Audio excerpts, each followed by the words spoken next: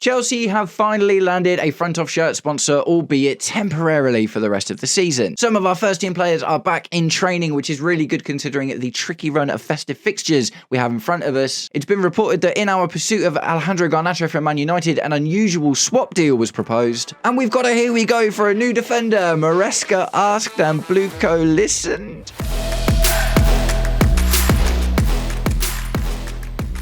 Welcome, Blue Believers, to another episode of the Stamford Sync, where we are syncing up with everything Chelsea FC. I've been out for a couple of days. I've been recording podcasty stuff, which I'll be releasing later in the week, which I'm very, very much looking forward to. But I'm back, and so is the news. I took the worst few days to take off, man. Literally, so many crazy things have happened in the last few days, and I'm going to pinpoint some of them in today's video. But guys, before we get into it, if you're enjoying the content and would like to see more, please do me the distinct honour of liking and sharing the video, subscribe to the channel, or just roast me in the comments, whatever gets you through your day. Right, so we'll start with the sponsor.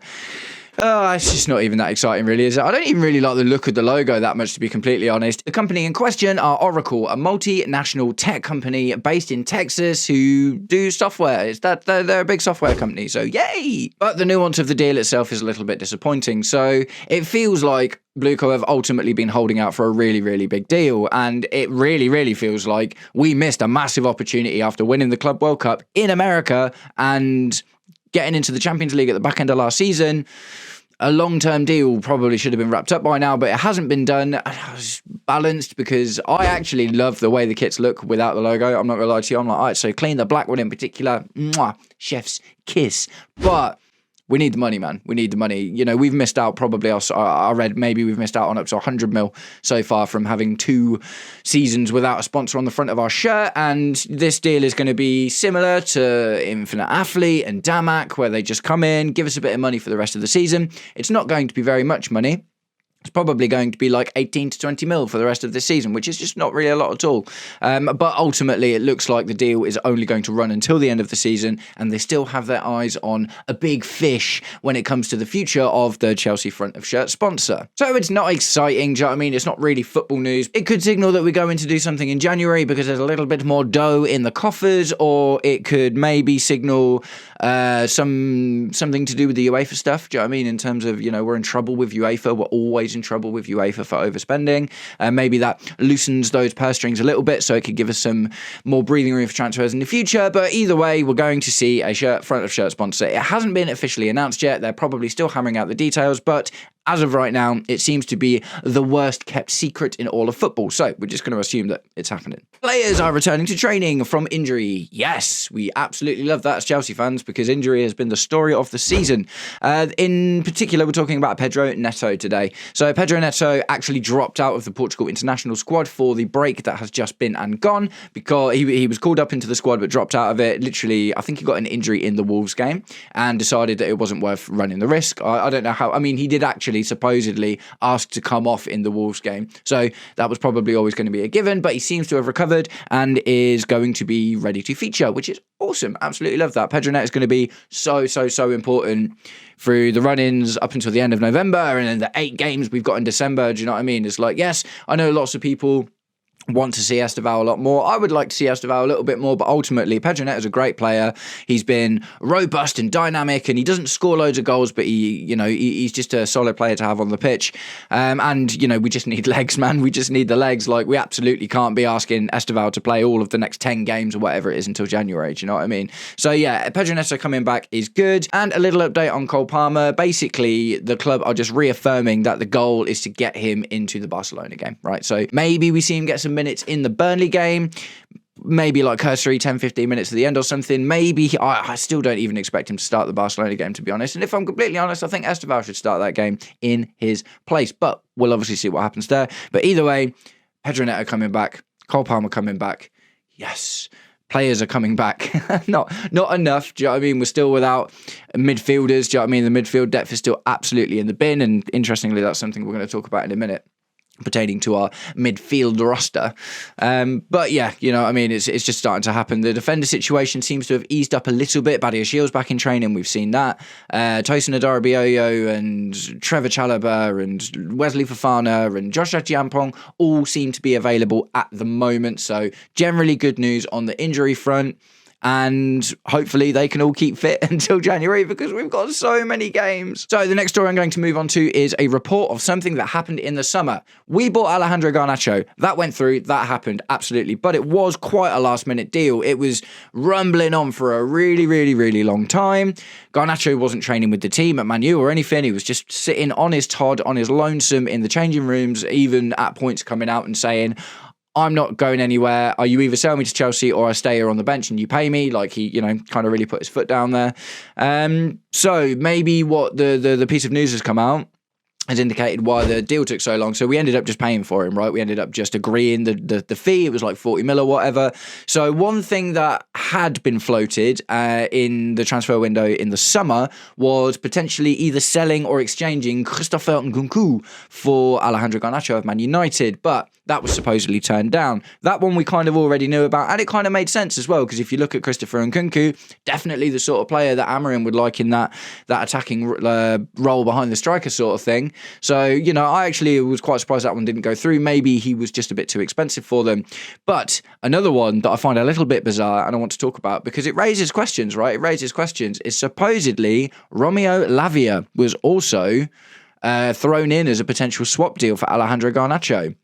Now, obviously, the reason that Romeo Lavia is a young player with a massive ceiling, I imagine had he been fit all season, then they probably would have jumped on that. But also, had he been fit all season, we probably wouldn't have offered him in the first place. So we offered a very, very injured Romeo Lavia in exchange for Alejandro Garnacho to Man United. And I guess that kind of means that maybe Romeo Lavia's days are already numbered. Do you know what I mean? He's been struggling with injuries and stuff, and a lot of Chelsea fans are unhappy with the fact. I mean, you're not unhappy with him as a player. It's not his fault. Whenever he's on the pitch, he's generally really good. But the fitness is just awful, isn't it? It's really, really bad. He's out for another month now at the moment with the injury he picked up in the last game. I think that was against Wolves as well.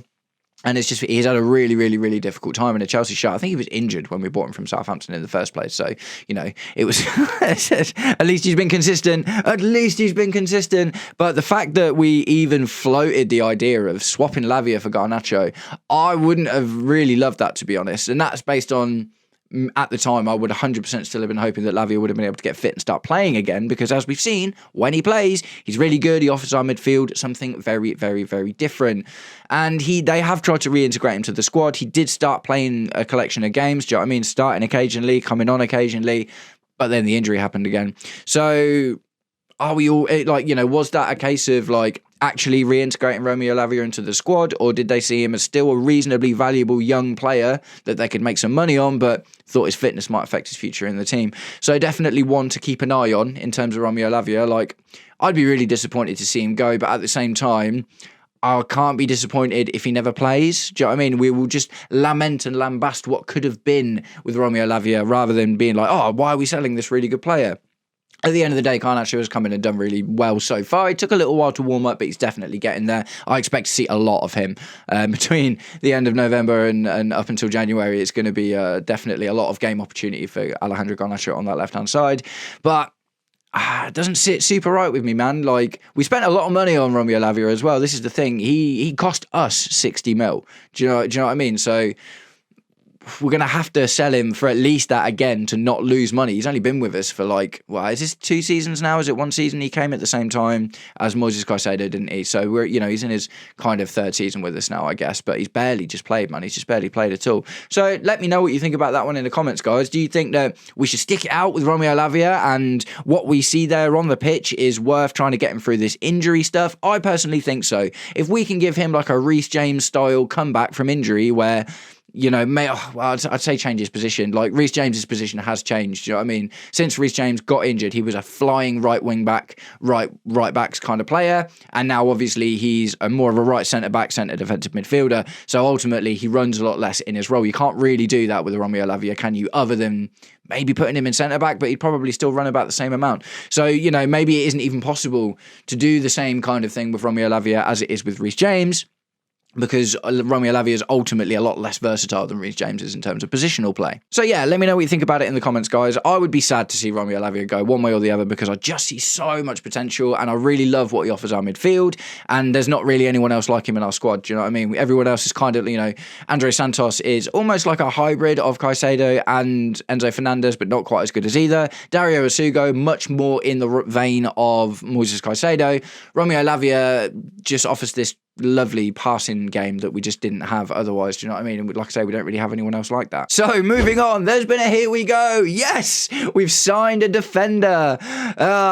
We've signed a defender and he's 16 years old. Probably not exactly what I thought Maresca meant when he said, I need a centre back in my team. But Chelsea have signed 16-year-old Dana Ordonez to play with the team in 2028 because he's 16 and he can't get a work permit.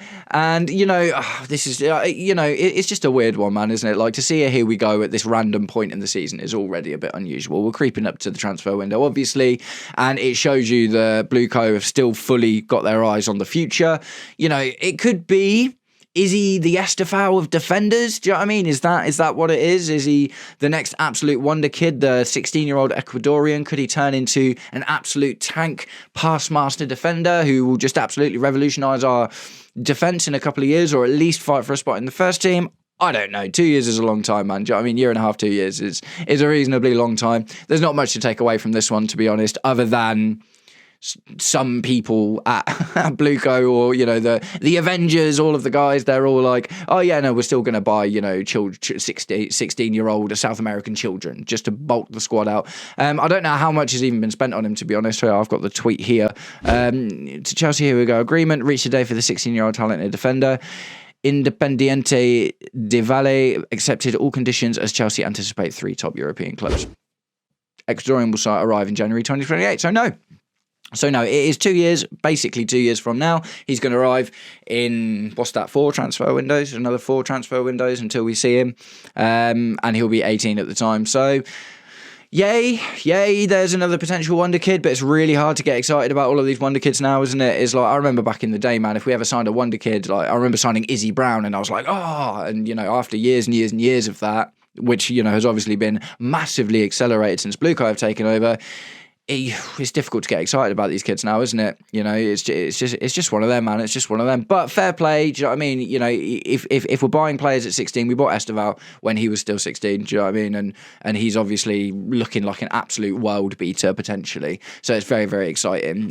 Same with Giovanni Quenda from Sporting. I don't know if he was 16. I think he might have been 17 when we bought him. But, we went in and got that player at a time where, he was really young and he's probably not super close to the first team. So hopefully it's one of those. It's another player on the international loan watch to keep our eyes peeled for and check out how he's getting on. But, difficult to get excited about. But let me know if I've never seen him play. I don't really know much about him. I literally just saw the news the other day and I'm reporting on it today, or speculating about it on it today. I'm not reporting because I'm not a reporter. I am a YouTuber. But yeah, guys, let me know what you think. Are we excited for the 16-year-old Ecuadorian centre-back or defender? I'm not even 100% sure what position he plays. Or is it just going to be another one of a long line of young South American children that actually never make it into the first team and get sold on for a pittance profit just to balance the books in future seasons? So that's it, guys. I'm going to wrap it up there. I hope you've enjoyed today's video. It is good to be back. Thanks very much for sticking around until the end if you did.